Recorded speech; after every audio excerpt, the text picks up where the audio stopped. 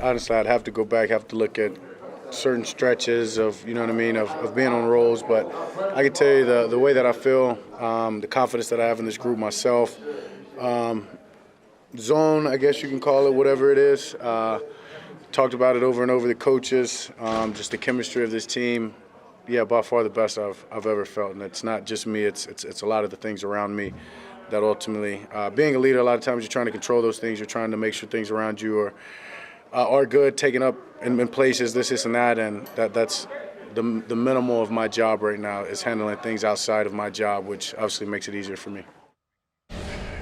He is quietly having a great year. He'd been the subject of a lot of criticism, a lot of skepticism. There was talk about whether or not he was going to sign an extended contract. He really has the Cowboys over a barrel, and I think some people were like, well, he hasn't played well enough to have anyone over a barrel right now. He needs to get back to being the guy that he was several years ago before you think of him getting another top-of-the-market contract from the Cowboys, although he's in a position to leverage his cap number next year into another top-of-the-market contract, and he's playing well enough this year to justify it. 70.1 completion percentage, 260 passing yards per game, 19 touchdown passes, 6 interceptions, and the past few weeks he has been phenomenal. And look, this is all pointing toward the rematch with the Eagles.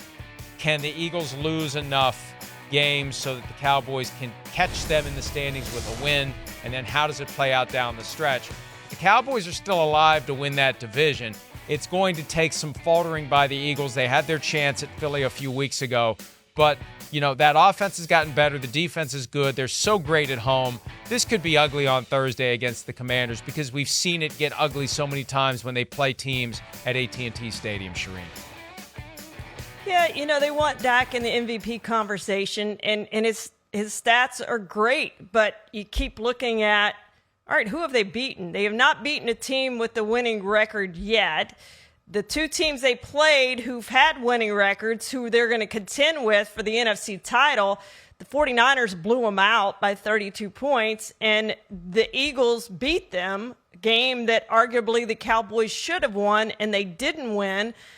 So, for him to be truly in the MVP conversation, they are going to have to win the division. I mean, you're not going to pick Dak Prescott at the top of your ballot over Jalen Hurts. It's just not going to happen if the Eagles end up winning the division. So they are going to have to win the division to get him in that conversation. So they're playing another team now that has a losing record, but this stretch of games after this Commanders game is difficult. They play teams with winning records. They got the Seahawks. They got the Bills.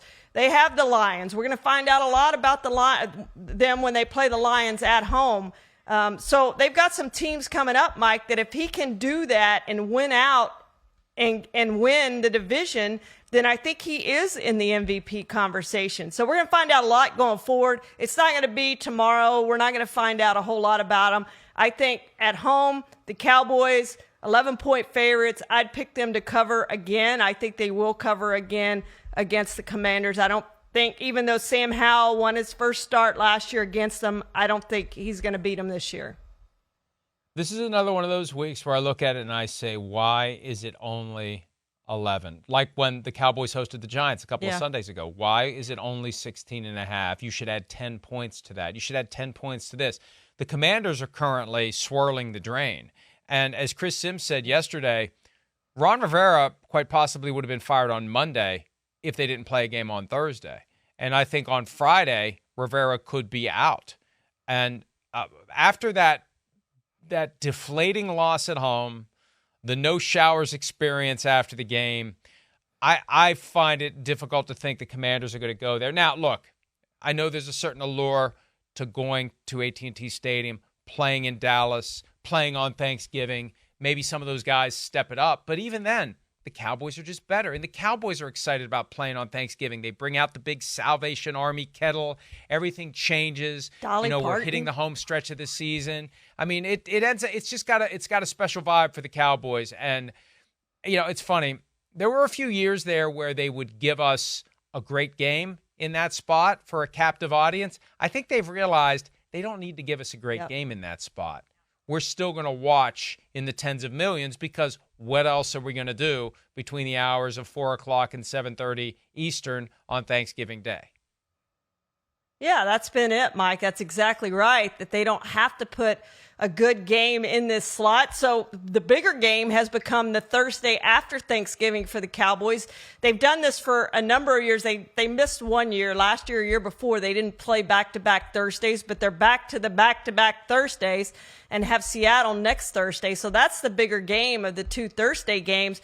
But the Commanders-Cowboys game is going to draw the bigger audience because, like you said, what else are you going to do on Thanksgiving Day? You're going to sit in front of your TV. It's a bad game. You're going to take a nap, but the game's still going to be on right in front of you. So this is going to draw a lot of eyes, and they're going to get to see, people are going to get to see Dak Prescott yet again play, and I think he's going to play really well. If the Commanders lose, what is the percentage chance in your mind that Ron Rivera on Black Friday gets the Black Friday treatment in a bad way? I'm going to say 50-50. They have a weird schedule. Like, they play Miami on December 3rd, and then they have their bye week. So do you do it then? Do you give them the Miami game and then fire them before the bye? I don't know how that works because they're going to lose these next two games, you would think. And the Miami game, frankly, might be worse than the Cowboys game. So I think they probably do it at some point, whether it's on Friday or whether it's the week or the day after the Dolphins game but I think it happens over the next 2 weeks. I think it's a great opportunity for Eric Bieniemy to audition for the permanent job by coaching the team. Let's go. Let's have Eric Bieniemy in charge of the team and see what he can do, and that gives more data for Josh Harris and Magic Johnson and the rest of the ownership group to decide on their next head coach. And I'm a firm believer, once you know you're making the decision, the longer you wait, the more pointless it is. Implement it. Commence your process of finding your next coach. Start your search now. Everyone knows you'll be searching. And I think Ron Rivera understands it. He's lived through this before with David Tepper in Carolina. When a new owner buys a team, you're on borrowed time unless you win. And they had their chance on Sunday. If they had beaten the Giants with the Seahawks and Vikings losing, they would have been dangerously close to the fringes of the playoff conversation. They'd have been right there. And now they're not. And I think that, and it depends on how they lose too. If they get blown out, it's far more likely. If it's close, then maybe they do kick the can another week or two. But at some point, I think it makes sense to let Eric Bieniemy show what he can do as a head coach. And if not for consideration to become the Commanders head coach, to give him an opportunity to maybe get a head coaching job with another team, something that seems to be long overdue. Hi, it's Mike Florio. Thanks for watching PFT on YouTube. Hit subscribe for the latest news and analysis from Pro Football Talk.